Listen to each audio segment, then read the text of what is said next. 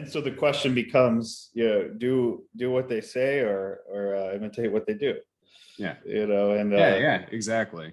yeah, it's sort of like this was a little bit in terms of like autobiographical. I was raised in a tradition that is far outside of, I would say, in Catholic and Orthodox traditions.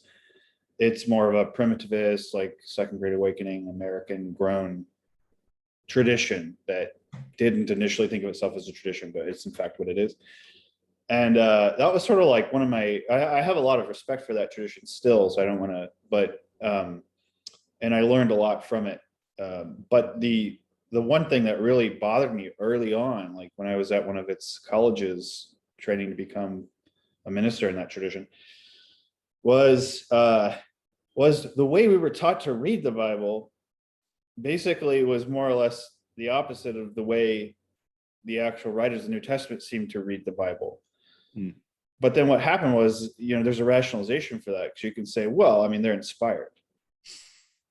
Right. So when Paul exegetes Moses striking the rock and says that's Christ, like, well, I mean, he must have had some like insight, right? That no method or theory we could pass on to you would gain you.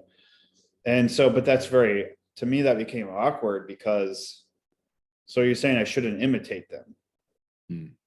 Like the way they read, not just how they end up interpreting it, like the interpretation itself, the product of their reading, but the way they read.